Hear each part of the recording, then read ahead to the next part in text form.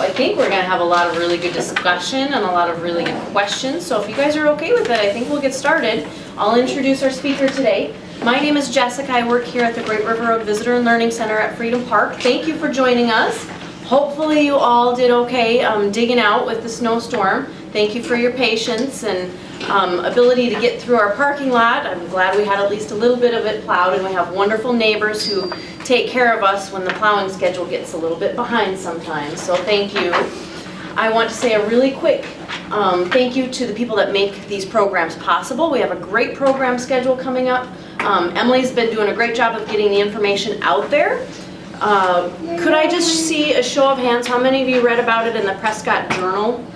Or the Hastings Star-Gazette, or the Cottage Grove, South Washington County Bulletin maybe?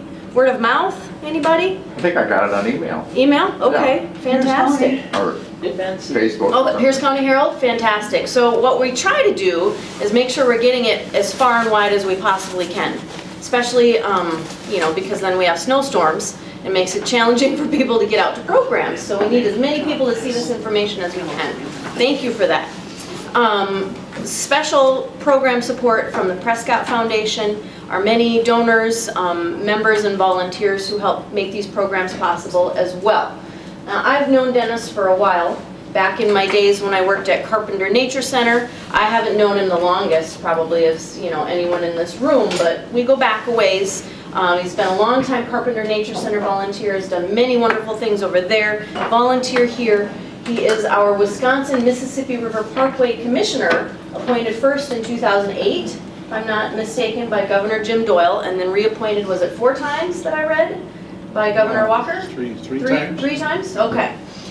So we are wonderfully supplied with all of these goodies that you see by none other than Dennis himself. And he has lots of great information to share about planning your trip along the Wisconsin, well, not just the Wisconsin, because you talk more about the Great River Road further south too. But he is an expert in Wisconsin as well. So, Dennis Donath, thank you very much. I just wanted to say Tom Bell and I are the 2 oldest apprentice bird banders at Carpenter Nature Center. How many years? Possibly going to go for a world record, I'm not sure. We've been there almost 30 years, I think. Wow.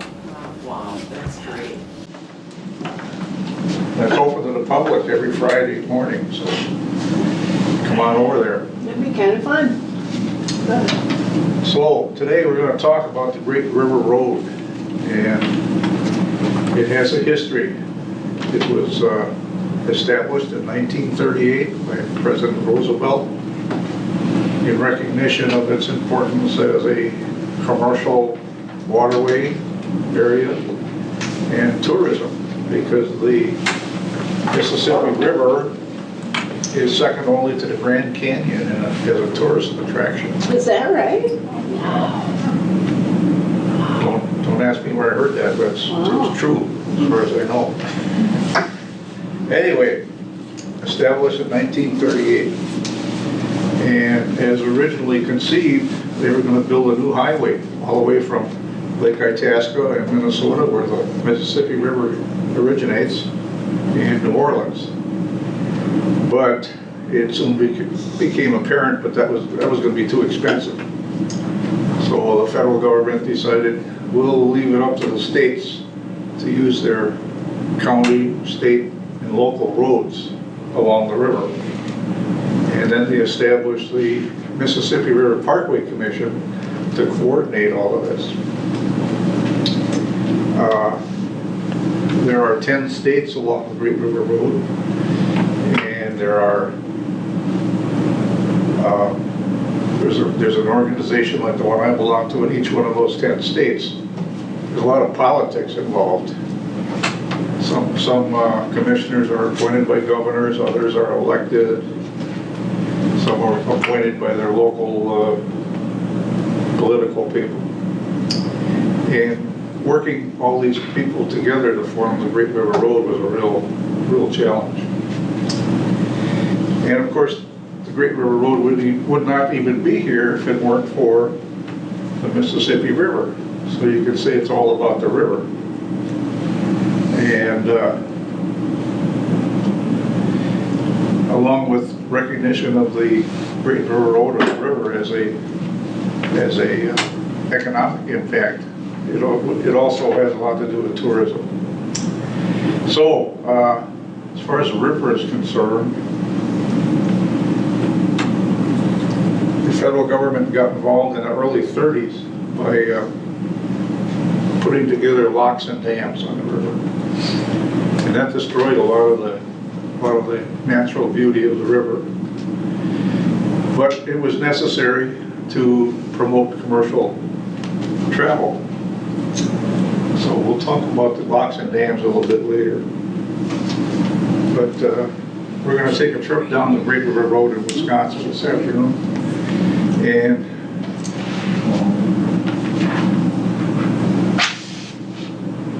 the visitor guide that each of you has talks about many of the sites that you might see. But the first one I'm going to introduce to you is one that's not in that book, and it's one of my favorites. It's just down the road here a little ways. Why isn't it in a book? I don't know. It's called Seaweed Park. Are any of you familiar with Seaweed Park? No? See if we can get this thing parked there.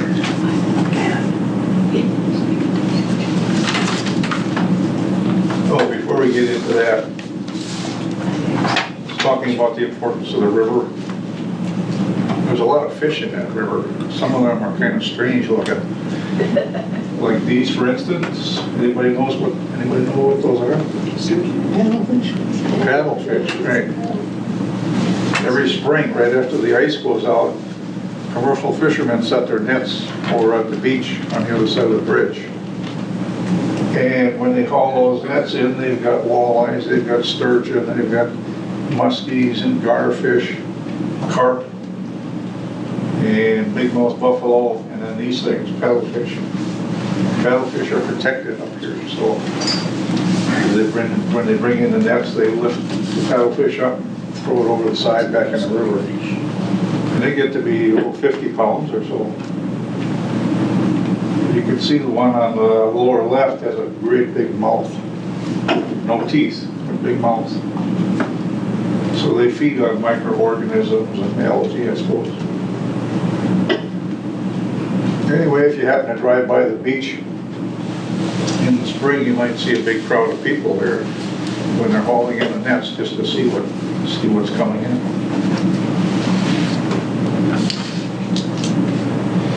And along with the fish I mentioned, there's something else.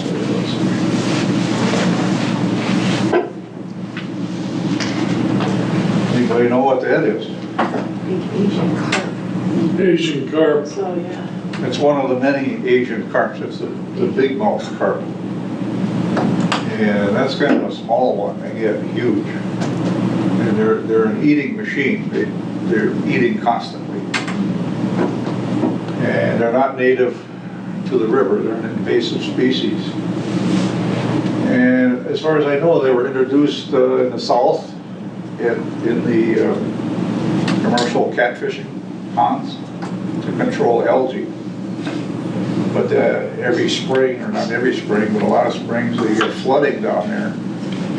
And the carp escaped and got into the Mississippi River. And they've been working their way up here ever since. You've probably seen pictures of silver carp. They're the ones that jump out of the water. And otherwise it will hit you in the face if you're in a small boat. They're not much good for anything, but last year I was in Kentucky, and there's a lady down there who immigrated from China, and she owns a carp processing plant, and she specializes in grass carp. Grass or? Grass. Grass, G-R-A-S-S. They don't get quite as big as this. But she can't get enough grass carp. Every one she gets, she processes into food and exports it to China. Oh my gosh. And she made up some of us to eat. And I thought they were really great, except they have a lot of bones.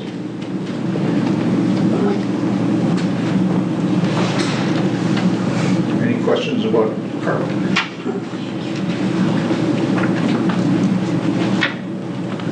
Dennis, so if one of those Asian carp are in the nets, they remove them? Yes, Okay. and they don't throw those back in.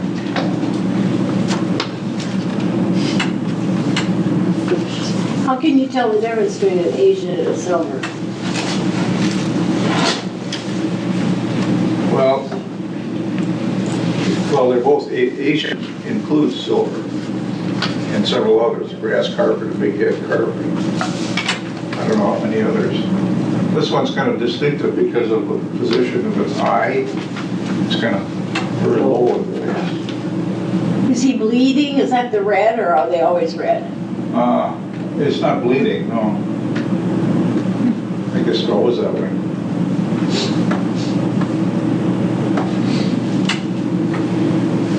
Okay, I said the first place we're going to talk about on the Great River Road is one that a lot of people are not aware of, and it's Seaweed Park, which is just downstream here at Diamond Bluff. And it's a memorial park, which was constructed to memorialize an incident that occurred in July 1890. A steamboat on the lower left was taking a group of people from Red Wing down to Lake City. Had over 200 people on the boat. And everybody had a great time during the day at Lake City. And the weather kind of turned bad in the late afternoon. The captain wanted to get back to Red Wing with his passengers.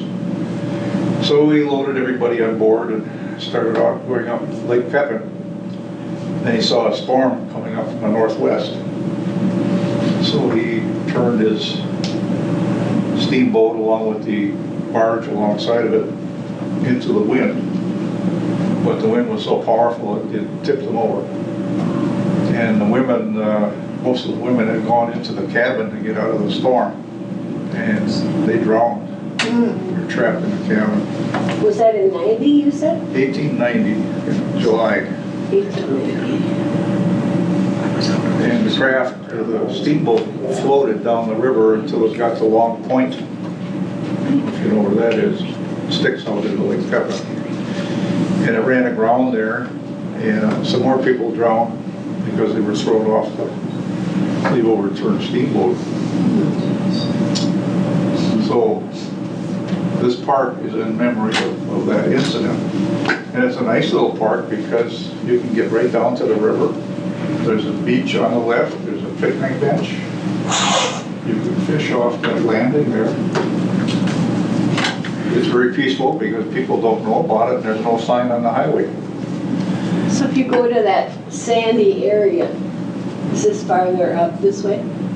What's in the area? Well, there's kind of a sandy area that you can drive down to the water. And there's a Yeah. house there that looks like it might be a commercial house. Okay, you cross the tracks. There's only one crossing in Diamond Bluff. Right. Cross the tracks, keep going until you get to the river. Yeah. and Turn right. Oh. And it's about maybe a quarter mile. There's a sign there.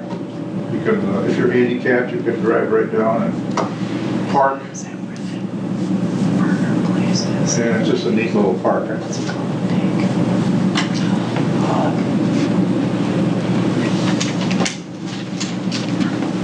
So it's north of that restaurant there, that A little bit north. motorcycle restaurant, that hog. Yeah, the naughty Naughty Hog. Hog. Hogs. North of that, okay, got it, thanks. Pretty close though.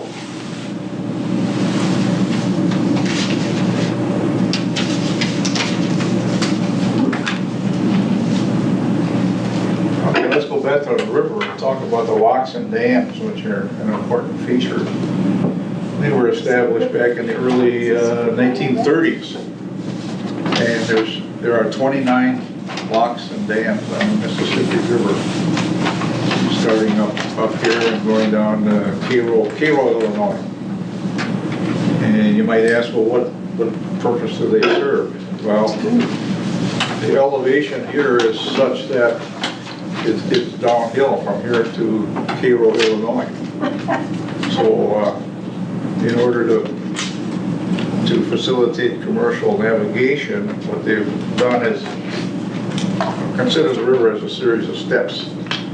And each lock and dam holds back water in back of it so that they can maintain a 9-foot navigation channel. Some people think those dams were built to control floods, but it had nothing to do with floods. So it's all about navigation. So we've got one here in Hastings, and the next one is in Red Wing, and there's a whole bunch more.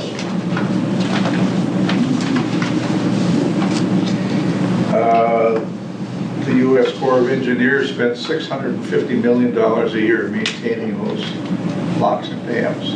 Now, it's cost that much? Yeah. Well, what's more disturbing is that when they were built in mid-1930s, they had a 50-year shelf life. Oh, And we're way past that. And nobody makes parts anymore for all the equipment in those locks. So anytime something breaks down, it has to be made specially for that lock and dam. And in order to upgrade the whole system, the estimate is that it would cost about $1 billion.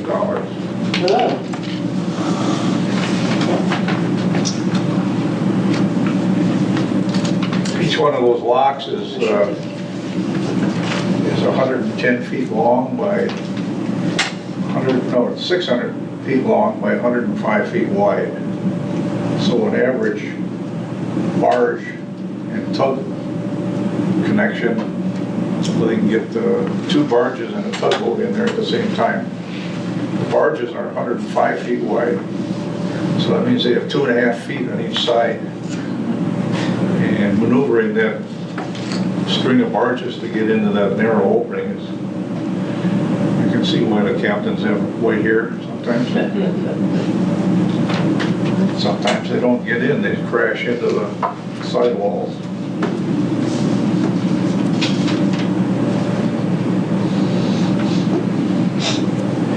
Okay, we're going to start our trip down the river from Prescott. One thing you should write down is a website called Experience Mississippi River. And there's a lot of information in there about this part of the river. So after you see Seaweed Park, you're going to get down to the Highway 63 crossing and keep going. You'll see a sign directing you off to your left, and off in the distance there's a bow and arrow on the hillside. And I don't know, it must be a mile or more away from the parking lot. I don't think anybody really knows who put it there or what it represents. Some people thought it was a swan flying. I don't know, to me it looks like a bow and arrow. But it's kind of interesting.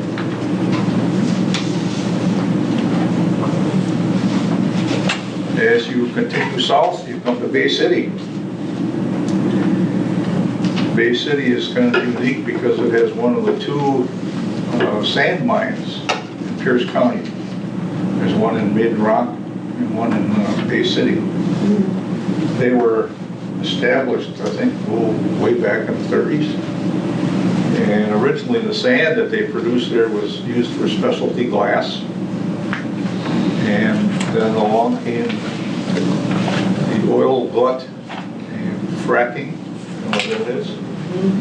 And it was found that this sand is just uniquely suited to fracking because the particles are completely round. So that spurred production on both of those mines.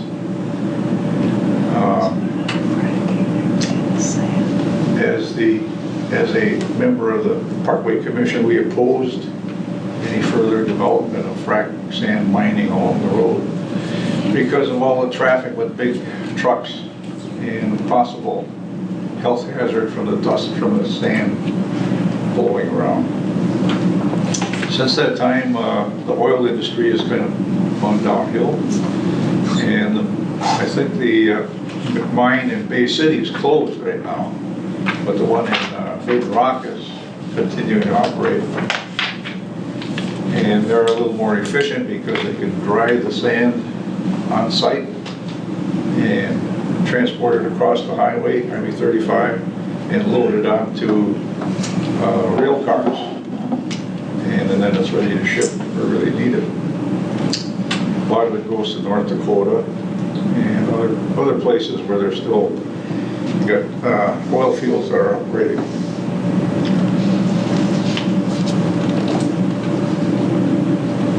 Next town you come to is Big Rock.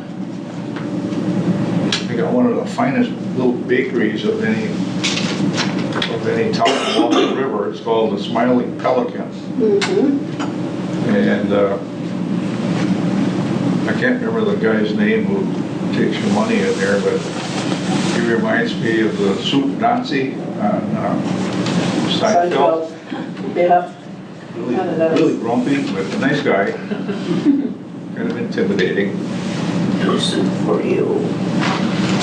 Anyway, great bakery. And then we next come to Stockholm. You can follow along in that visitor guide because it's arranged by county, starting, well, the last page is Pierce County and then moves up.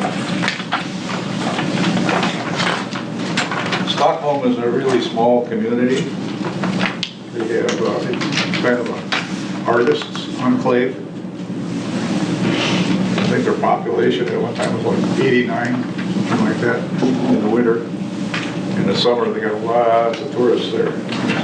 Some interesting shops.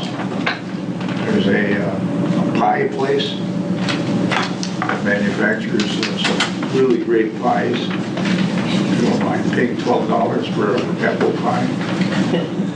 They're nice big pieces, you can split them with a friend. That's right, yeah. There's also a park that's right on the river in Stockholm, right down. There's an eagle nest in Stockholm, right in town. Something else to look at. What'd you say now? There's an eagle nest right in town. Oh, there is? On the river side of Highway 35.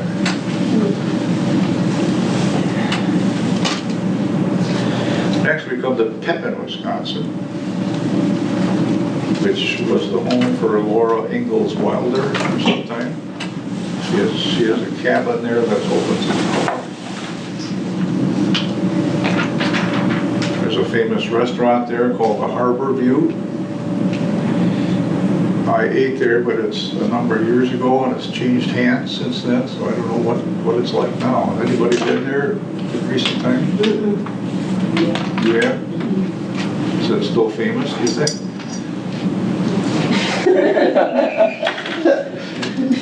It's kind of, Was that a yes or no? was kind of like, I think you should go see for yourself. You didn't cross the ball okay. totally, yeah. It was very busy, it was very busy. Yeah, they are. Yeah, they used to draw a lot of people from Minnesota. It was full of people. You know, it was the middle of summer. Okay. I don't know. Maybe it's just the day Maybe, we maybe, were, yeah. it wasn't that bad, really wasn't. It was just, yeah. Not exactly a glowing tribute. Anyway, there's a neat little coffee shop in Pepin right down on the street running along the river. It's called the 404 Coffee Shop. Their ad, I think, is on page 35 of the visitor guide. There's also a big winery that's been built here in recent times called Villa Elysia. That's worth stopping off.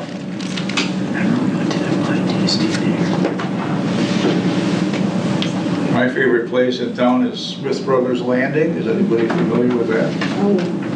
Right next to the pickle factory. The owner of that is a fellow Parkway commissioner for Pepin County.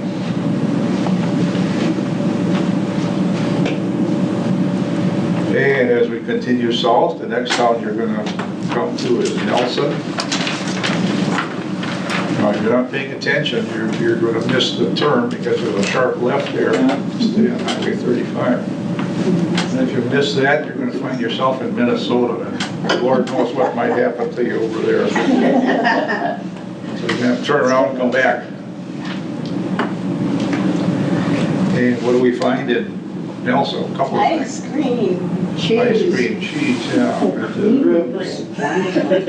At the Nelson Creamery, everybody has to stop there, and they usually do. Parking lot's usually full on weekends, plus everybody's parking on the street. They got every kind of beer and wine you can imagine, along with cheese from all over the world. It's a great place. And if you happen to get there on a weekend, and you have a craving for pizza, I think it's the best pizza place on the Great River Road. It's called the Stone Barn Pizza. Is that in Nelson?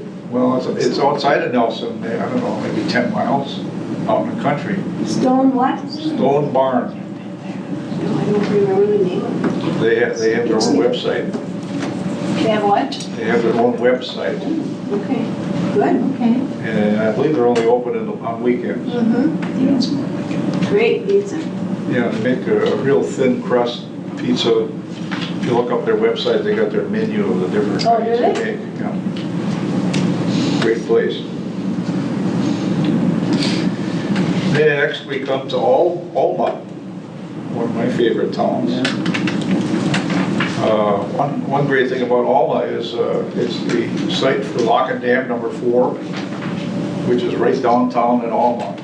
So if you're like me, you gotta watch every tugboat barge that goes through that lock. And they have a parking lot right by the Lock and Dam. You've got, And that's in Fountain City? no, that's in Alma. Elma. We're still in Elma. Still in Alma. Named after Sally's mother. Oh.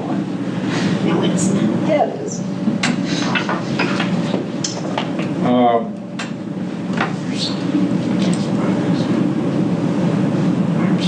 One thing about locks and dams is that there's no charge for going through the lock and dam. I used to say the only 2 free things on earth are the time left over on a parking meter and going through the lock and dam. It's kind of scary though, I'm always afraid I'm gonna get squished in there. There's always somebody bigger. Well, sure. Try going through the canoe. Oh, baby, no, not me. And when a barge and tug are going through, they don't allow any other boats in the lock. Another thing in Alma is a tourist facility called Wings Over Alma. They have a viewing place so you can look out on the river, and they have a gift shop, and art on display. It's a neat little place, right on Main Street. And then the Alma Overlook. How many people have been up there? Way up this. Yeah, most of the people. Wineries up there too. Is there a winery up there? Well, that's down by, the next town you're going to. Okay. Oh, okay. So that's it for Alma. Lock and Dam 4, Wings Over Alma, and the Alma Overlook. What's that Castle Rock Museum? Arms and Armory from the Middle Ages, I didn't know anything about that. I don't either. Never been Check it there. out. Castle Rock, tell us about it. That's in the, you're reading it all. Yeah, it's on page 30. Page 30. Page what? Page 30 and all of them. So what do they have there? Arms and Armory from the Middle Ages. Tell it suits you. Oh,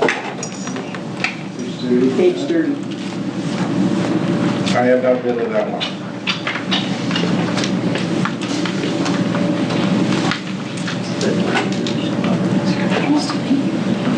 Next we come to Fountain City.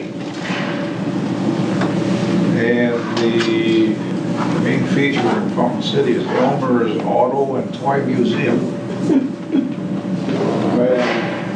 Anybody been there? One? 2 times. I have not been there, but I heard it's pretty impressive. Yeah.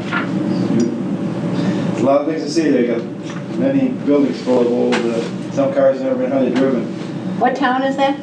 It's at Fountain City, go up out, where they have that steam festival too in the fall. What do they call that? Steam, old tractor days. Yeah, it's a tractor. It's out by, it's about, It's on that road. yeah. It's steam engine or thrashing days. They have a weekend, it's Labor Day weekend. Oh, Okay. And that, you see both at the same time, you can fill the whole day up easy, or get a lot of entertainment there too. Was I just talking about the other bar there out there? Oh, Buck Knuckles? Buck Knuckles, you ever heard of that? no, was that in the same place or a different place? That's over by, Prague. New Prague, maybe it's New Prague. I think it's just Prague. that wonderful You pizza there should too. see it. Yeah, but the guy so you know, windmill blades, you know, that turns the whole thing. He's got that on the ceiling and just keeps the whole place nice and cool. Oh. But there's so much stuff in there to see. He's moved in there. That he's made. He's made, and then make tables out of old wrenches, puts the top on it. That's, A saw blade table, this big, Wow. with engravings of And what town animals on is it. that? Prague. Do you have to go away from the It's- river for that? It's between Alma and Fountains, or Yeah. Nelson, somewhere there, and way back in there. I forget what, I think it's Highway 88 or, is that the something? road that goes up towards Claire. There's a It is something you County should Road see. E. It's, everybody goes in there, a lot of motorcycles. Yeah. Between where? Between, It's, you know, it's further east. I think it's Highway 88, and it's, Yeah. down around Nelson and Alma. You know, I could probably, I'll find it after we're done. Then he has another building all full of other old stuff, just stuff for sale there too, but, Yeah. I don't know, we'll talk all this, but we always like to stop there. I don't drink, so I hate to put, I just like to go in We don't there. really drink, but it is a place, Yeah. it's very interesting. A theme bar or something. Good food. on the Okay, side of it, it's on page 31. they have an ad? Is it? Yeah, Okay, great. Page 31, page at 31. Elmer's and, Elmer's, yeah. Elmer's is on there. things over. Yeah, not, Okay, the I'll find it. next town is Trempealeau. Okay. Trempealeau is kind of a neat little river town. They've refurbished their waterfront areas and go down there and park and watch boats go by and trains. It's right next to the road. It's in Northern Tracks. And a couple of restaurants there. One is Ed Sullivan's. Anybody eaten there? I have. Is it good? Yeah, it's good. Be kind of fun, I bet. It's right on the river on the north side of Trempealeau. North side Is that of where the town. brewing is? Yeah. Another restaurant there is the Trempealeau Hotel. Nothing fancy, but the food's pretty good. And just before you get to Trempealeau, you'll see a sign directing you to the Trempealeau National Wildlife Refuge on the river side of the highway. That's worth going into for looking at birds and wildlife. You can drive all around with your car. You can hike if you want to hike. It's a nice area. Then we come to La Crosse, which is about the halfway point along the Wisconsin River Road. They've got a very nice riverfront park. They've got all your major hotels. I think they've got 13 hotels there now. They're on page 18 of the visitor guide. So I won't say anything more about La Crosse. It's just like any other town that side. As you head south on La Crosse, you'll come to a sign for Goose Island. That's another wildlife area, a campground that's worth taking a drive through. My wife and I have seen lots of deer in there.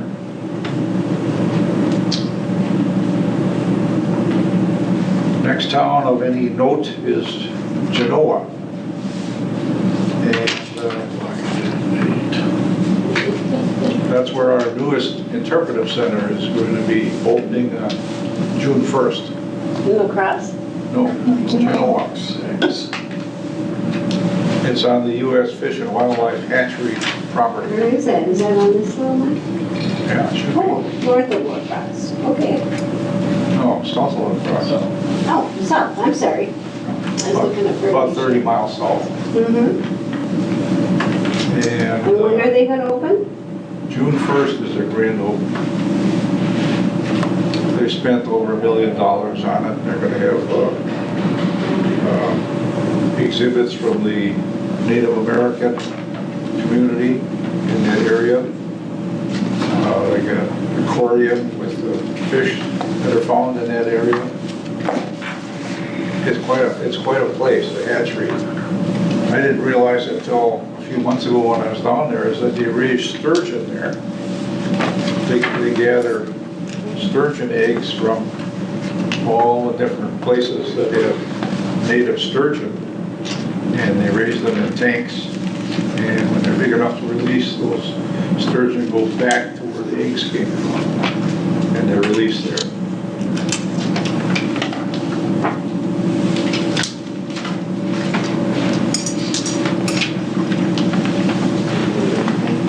Then further south, there's a little town called DeSoto. It's a very small village. But I think just before you get there on the map, there's a crossover. You can go to Minnesota and look at a brand new visitor center in Lansing, Iowa. I have not seen it, haven't been over there. But after you look at it, make sure you come back to Wisconsin. You never know what might happen in Iowa, right? No, I didn't want to say that. Yeah, people think of Iowa as being flat cornfields, but along the river they got some beautiful bluffs. It's awesome. And we come to Prairie du Chien.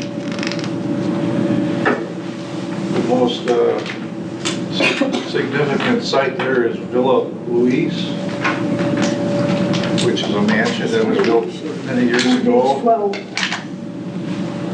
and is open to the public. And they hold an event there early in September every year called the Carriage Classic, which my wife and I have gone to several times. It's a What's it called? Carriage Classic. It's a competition among owners of horses and carriages. They all dress up in the period costumes. Really neat. If you're, they have boat tours in Prairie du Chien, so you can go out on the river. Open from May until October. And if you happen to be there on a Friday night, before you get to Prairie du Chien, there's a restaurant called the Spring Lake Inn, which has a fantastic fish fry. They have a huge St. Patrick's Day blowout there too. At Spring Lake Inn? I'm not sure where it is, but it's in Prairie du Chien. Oh. Well, Spring Lake Inn is kind of in the country. It's right on Highway 35, north of Prairie du Chien. They've also got Fort Crawford Museum there. The only thing that remained after the Civil War was the hospital, and part of that is now an interpretive center, just like this one here. So you can learn all about the Civil War efforts in the hospital that they had there. Then we go on to Cassville, which is pretty well near the southern end of the road. There's a ferry in Cassville that can take you again over to Iowa. I don't know why people would want to take a ferry boat to Iowa, but do it. And in the same area is a facility or a site called Stonefield Village. And that's another one of our interpretive centers. It's on page 90 or 9 of the visitor guide. But that's a recreated farming village. You can learn all about agriculture in the early days. They've got a lot of the old equipment there. It's kind of a fascinating place.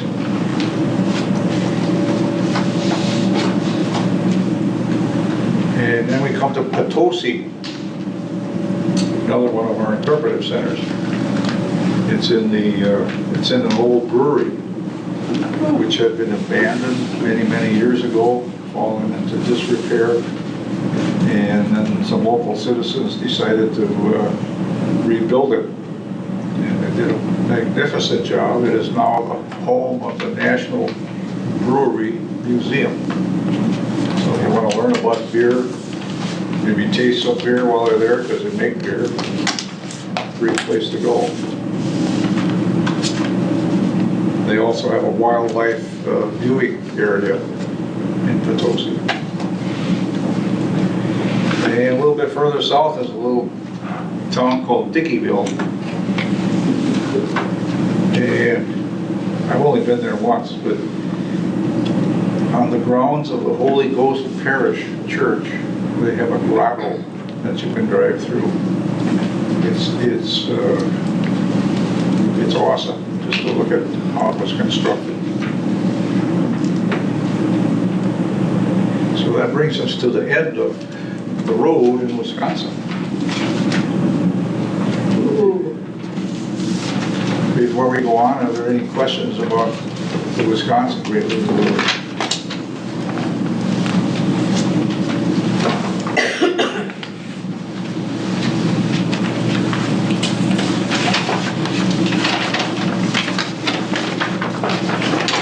From this point on, we're going to use this intimidating map. It lists every town from Lake Itasca to New Orleans. Jessica and I were at a symposium not too long ago where the publisher of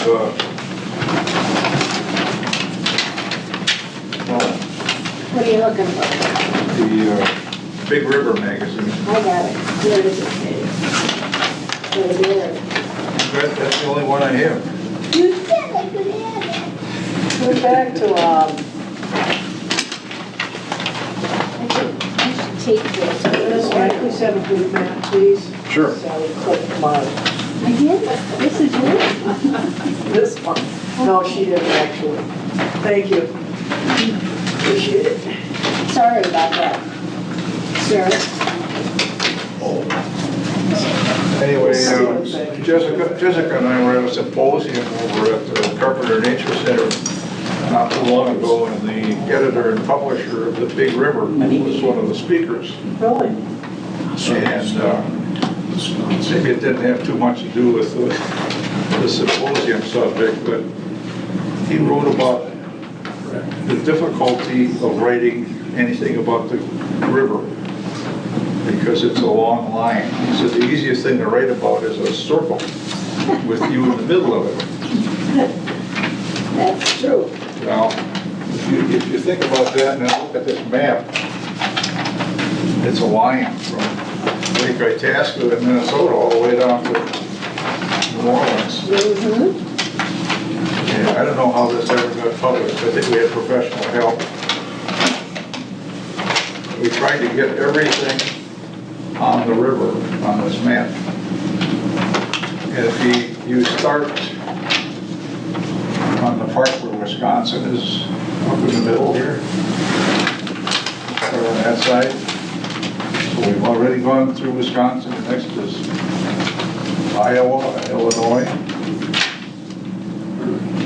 And I mentioned Lansing in Iowa as a place to see. And then all those triangles you see, like good triangles in Wisconsin and peach-colored ones in Illinois. Those are all interpretive centers.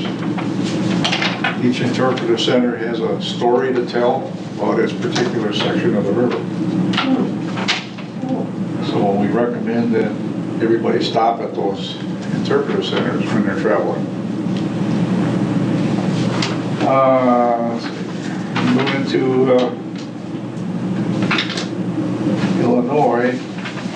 down the river about 6 inches, 5 inches from the bottom. You see a little town there called Nauvoo. Anybody know what Nauvoo? What's that called? Nauvoo, N-A-U-V-O-O. Can you find it? I think that's where the Mormons crossed the river on their way to Utah. Oh, really? Yeah.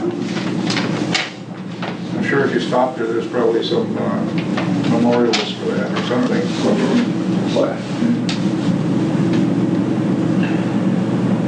Okay, let's see. Keep going down the river on the Illinois side, and about an inch from the bottom, you'll see a little town called Grafton. Everybody find that? Yep. I was at a meeting a couple years ago in Alton, Illinois, and coming back up the river, just for the heck of it, we turned off and went into Grafton. And Grafton has got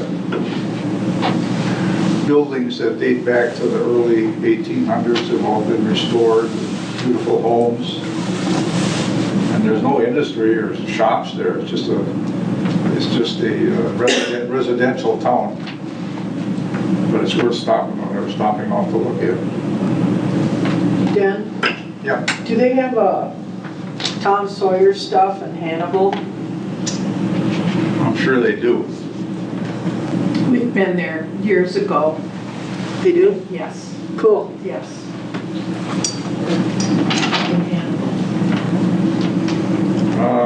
Where is it on here? Hannibal is in Missouri. We haven't gotten down that far yet. You jumping the gun. Okay, just before you go off the bottom of the map here, there's Alton, Illinois. Now, Alton is the site of Lock and Dam number, I can't remember the number. 26. I don't know. 26, well, it comes to my mind. Yeah. But it's the showcase for the Corps of Engineers. They rebuilt the whole Oh, lock and dam, and they can, instead of having to split up a toll to go through a lock, they can get the whole thing in that one lock. At Grafton? You're not keeping up, Sally. Alton. Alden? Alton, yeah. So their dam is bigger than the natural dams that they have up here. Well, the lock is much bigger. When, like barges and stuff go through locks and dams, how do the companies get charged for the services of the locks and dams? Like, do you have like wheat on board or taconite pellets or whatever? How do they? I think they only pay a tax on the fuel that they use. Okay. I just wondered how they, Probably should charge them more. well, because it's gotta be, what, at least 2 attendants at each lock and dam. That costs a lot of money. Well, there's more than that. Is there? Yeah. Okay. They operate 24 hours a day. Right. So, I just wondered how they were charged. Ching.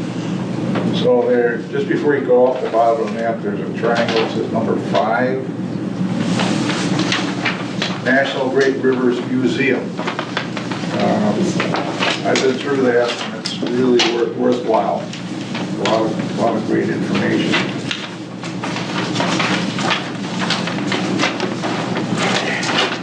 So let me turn the map over.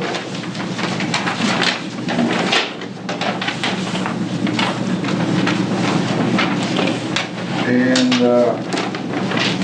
I've got number 6 circled. That's the Cahokia Mound.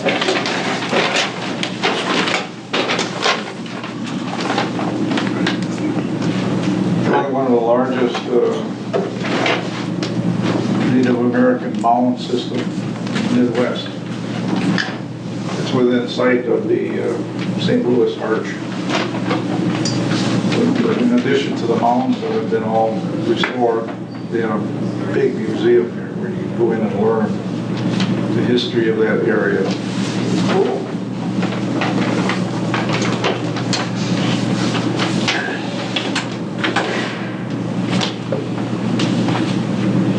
So then we keep going south a little ways, and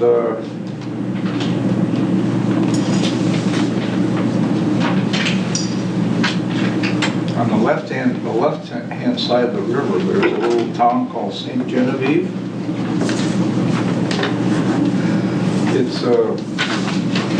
It's not right on the water, it's raised up, so it's never been damaged by any floods. They've got buildings in St. Genevieve that date back to the 1700s. It's a really neat little town.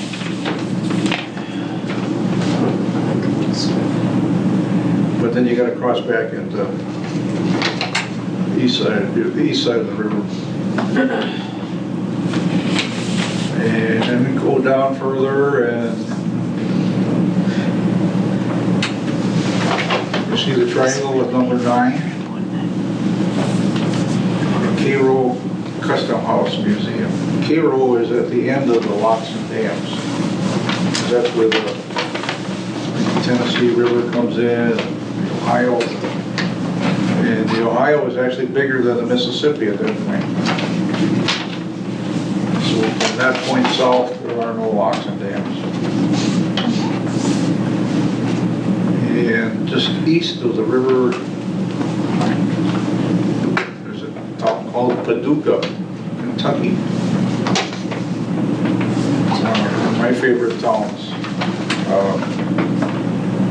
They have a seawall, I guess you call it, along the river, and with gates that they can close when the flooding occurs. And they have murals painted on that seawall.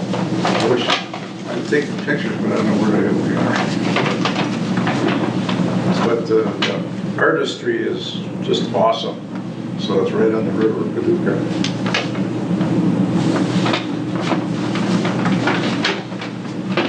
Cool, I can't find it. Well, let's see, if you see number 9, triangle? Brownish, Yes. just go to the right, Page half here yet. Paducah. about an inch. Oh, I see it. Okay, thank you.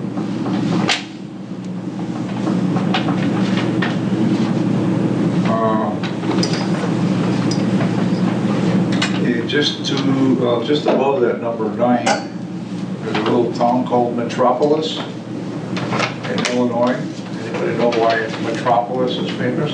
Superman's home? That's right. Is it? Yeah. You're kidding. Their newspaper is called The Planet. Daily Planet, yeah. And I'm trying to think of what else they're famous for, but that's about it. It's not a very big town. So while we're going through Kentucky, which really has very little exposure to the Mississippi River. I was there last year, and there's a lot of interesting things in Kentucky along the river. One is the Kentucky Nut House. They process pecans What? using very old equipment that's no longer available. And they said they have a little retail shop. And This goes on in Paducah? no, I don't know, it's one of these little towns right along the river, from either between Barlow and Hickman, well, it's along there somewhere. Okay. Well, like they eat the peacocks or what? Pecans. Oh, pecans. Pecans. Turn the hearing aid up. Yeah, that's a lot better. Sorry, Yeah. I was gonna That's say. wonderful too. Thank you.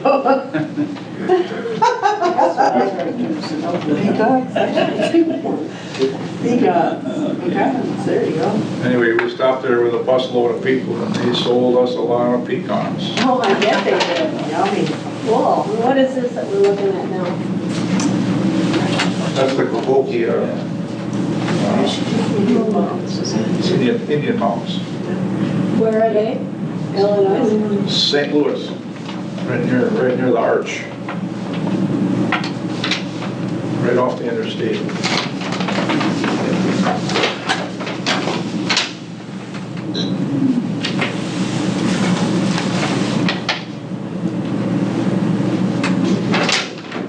Okay, we're gonna move right along, and next we come down to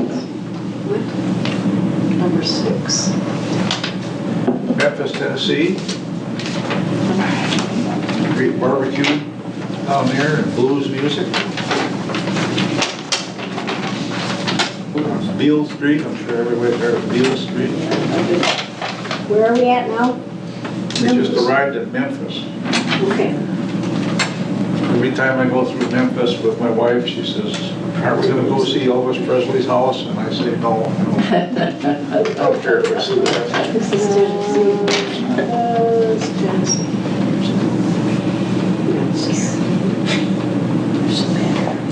But in Memphis, there's a facility called Mud Island.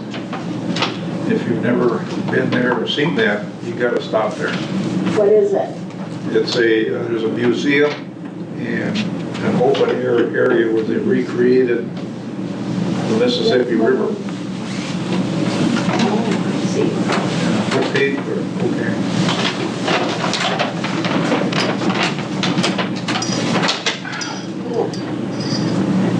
Best thing to see in Memphis.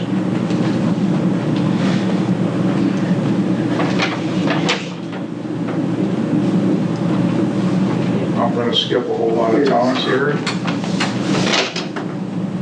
Keep going south and we arrive at Vicksburg, Mississippi. That's a famous Civil War site.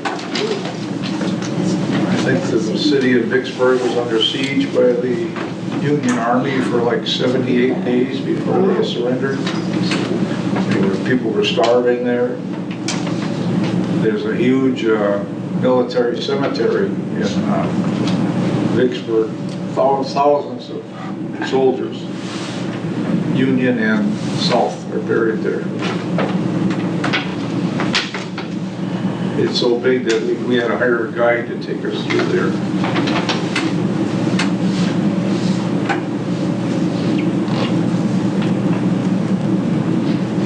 Okay, next we come to Natchez, which is my favorite town in the south. It is? Yeah. Why?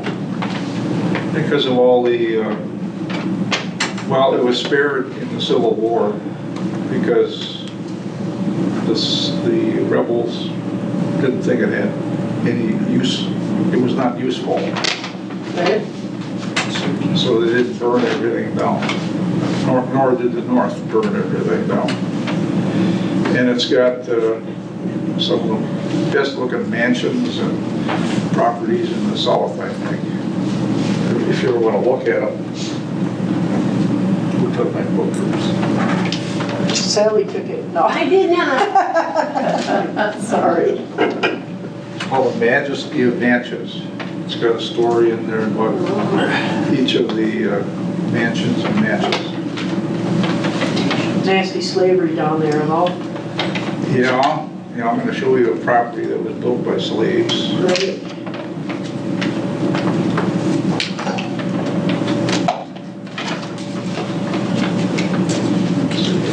So Vicksburg, okay.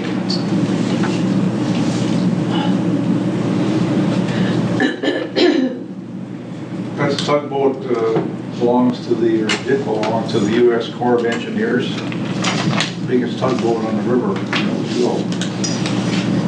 And now it's part of that museum in Vicksburg. It's up on shore. And you can walk through the whole thing from the engine room all the way up to the bridge. See how it operated. The Corps used it as a publicity boat up and down the river. And take big wigs for tour cruises on it. It was known as Old Shaky because throughout its life, and whenever it was operating, it shook all the time. They could never figure out what the hell was causing it to shake. They replaced the propellers and they did everything they could. It shook until the day it died. And they couldn't figure out what it was? No. Dennis, you know, is there a way to go down the river on a boat besides on one of those hugely expensive cruises? I mean, it'd be a blast to go down like on a barge pusher or something. I mean, you know. If there is, I'm not aware of it. Okay, thank you. Because That would I be a good job for you. You could thought it would be be the fun, but MC. it's really expensive You going could on that. stop at all these big little boat, you know? towns and you could tell us about the history of them. Cheaper. They put you to Mary would back him up. He should be our tour guide. He can be a tour guide. You Yeah, can back maybe. him up. Well, you don't want to go on the lower river because there's levees all the way, you don't That's really right. see much. Yeah. Oh, okay. You want to go on the upper The river. upper river, you know, Minnesota and Wisconsin and Iowa, that's the most beautiful section of the river. Really? Yeah. After you get below St. Louis, like Mary said, it's all dikes. And you can't see the river. What's a dike? That's a structure built by the Corps of Engineers to contain the river during high water, so it doesn't flood. Huh. And on the road, all you see is Yeah. along the river. It's not even any good, like down by New Orleans or anything? You Okay. gotta get off of the boat and get into town. Well, it's good to know, because otherwise, Yeah. waste a lot of money seeing nothing. Anyway, that's at the museum in Vicksburg. That's a nice boat. Ooh, what's that? This was taken from our hotel in Manchas. I just wanted to show you the size of the tug and barge strings that they run down in the lower river. I think he's pushing 21 barges. Wow. Up here, the maximum is 15 because we've got so many How curves. far do they go like that? Or you say up here, does that mean? Does that The mean upper river Iowa above Cairo, or above where? Cairo, Illinois. Oh, The river is, curving, so. well, that looks kind of pretty. Somebody told me that if you were on a boat down there, all you would see is these concrete walls all the way up and down the river. Well, a lot of it's that way, But Dennis, do you know why they call it a toll when it's being pushed? There you Good go. question. Answer that question. I've heard the answer, I didn't know what it was. I think I heard it once too. Because Come on. I think it's a question I asked before once. Yeah, those are the kind of questions you ask. Yeah. Now that picture, is that maybe 3 barges wide? 3 wide and 1, 2, 3, 4, 5, 6, 7 long. Is he going up or down? Just curious. He's going up river. Up. Yeah. Tugboats pull, towboats shove. Say that again? Tugboats pull, towboats shove. That's right, these are towboats. But the barges are considered as called their tow. Okay. And if you look closely, that tugboat has got 3 stacks. So it's a 3 engine, 3 propellers. Oh. Probably quite a bit more powerful than the ones you see going past here. We occasionally see them 3 barges wide, but that's, Most of the time, they're all good 3 barges wide. yeah. Probably at least 10,000 horse on the lower. Yeah, up here, 5,000 would be the big one. Huh.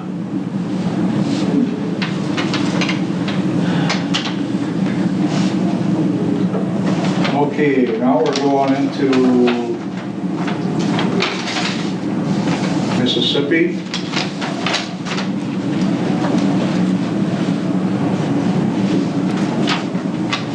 And this is a plantation house that was built before the Civil War.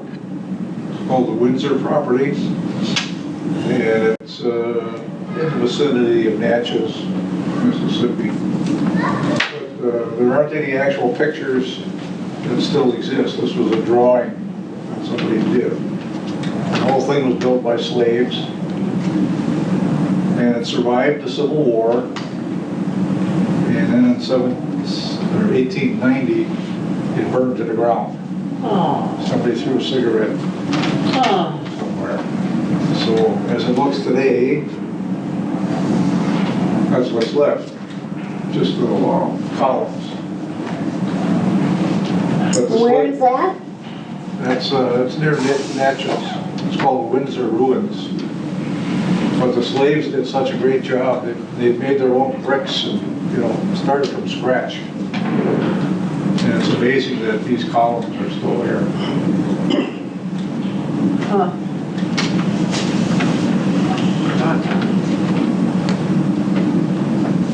So while you're in the Natchez area,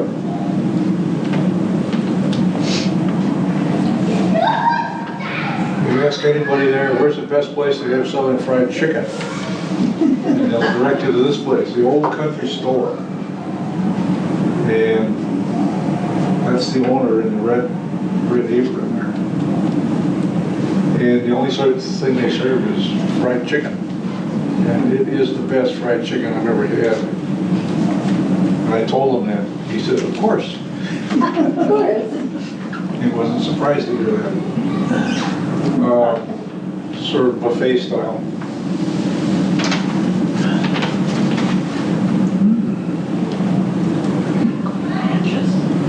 And while you're eating, he travels around inside the restaurant serenading all the women. They all seem to enjoy it.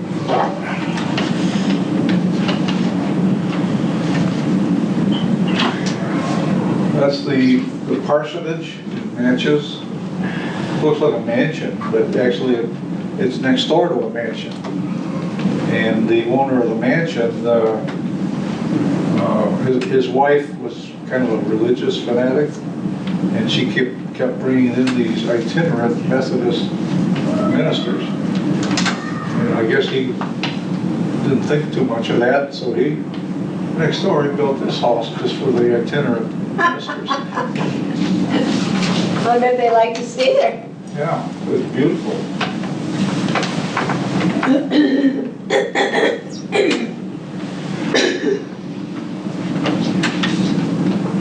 Now this is a plantation, I think it's in Mississippi, I don't remember which one it is, but I took it because of the stairs. Does anybody know why they built stairs like that in the South? How are they different? Half for blacks, half for whites. Out of water. No? Back in those days, the women wore these big fleur skirts. Oh, yeah. So the women would go up one side and the men would go up the other side, so that the women weren't behind them and looking up their skirts. You believe that? I don't know if it's true or not, but that's what I heard. Now we're going to go to Louisiana. Oh, look at those trees. Plantation called Oak Alley. Where is this? In Louisiana, not too far from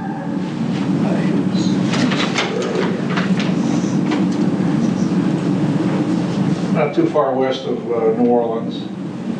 It's right on the river. In fact, they have a dock there, and these big paddle wheel steamers would stop at the dock and let people off to go and look at the plantation. It costs $25 to get in. Look at that little kid. Where's that? So I can't remember the name of the town, but it's in Louisiana, just west of New Orleans. Called Oak Alley. And those are all live oaks along the path. Oh, They're what? Live oaks. About what age are they, do you think? How old Well, are they? these have got to be at least between 200 and 300 years old.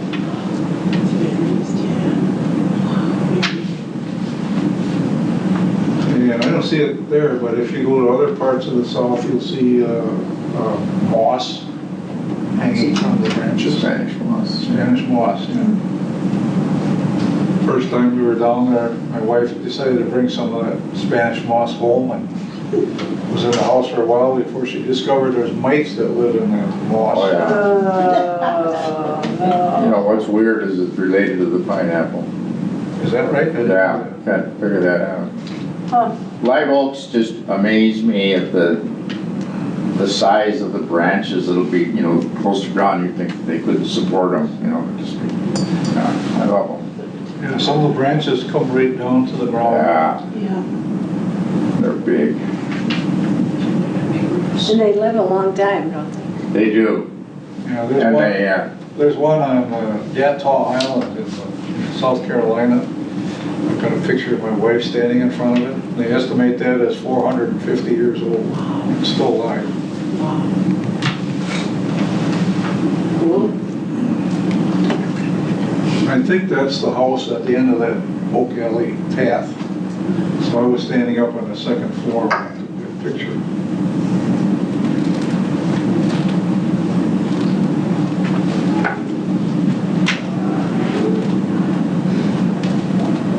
So that's it. That's the Wisconsin Secretary of Tourism. Yeah. We took the winery. We all had two. That's a pretty happy smile you have. Yeah, we were all drinking wine. So that's it, folks. Thank you. You know, when you first started that slideshow, a lot of those pictures looked like you had climbed the hill and then taken a picture of the highway. Is that true? I thought too, they're really nice. I don't remember climbing any hills. Can you start First that? pictures. Can you They're start that way over up on again? top of the bluff. And it's your cover photo, I think. Oh. Well, like, maybe Go back.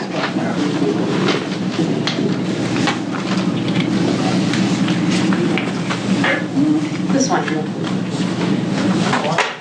Not that one. No, not that one. That's an Not that one. illuminating picture. There we go. That one. Yeah, now see, that looks like you climbed up something. I didn't take that. I kind of, yeah, I would have doubted he It's a signed it. helicopter. Yeah, where's the drone maybe, huh? Yeah, drone. I think it's too high for a drone. It is a beautiful picture. Yeah. I suppose I could take credit for it. I didn't take the picture. Well, it's a beautiful picture. And I saw many of you taking notes, so if there's anything that you missed, one more thank you to Prescott Community Television. They've been taping. Thank you, Larry. Oh, isn't that nice? Very generously donated this wonderful television that you were able to watch Dennis's fantastic slideshow on. So thank you to them for their generosity for that as well. And be sure to watch it on YouTube, PCTV on YouTube. Did I get that right, Larry? All What right. can you see? You can watch programs that have been taped in and around Prescott, Wisconsin. So some of the programs that have happened here and around Prescott, if you go onto YouTube and look up Prescott Community Television, PCTV. The water above the dam, it's 686 and a half.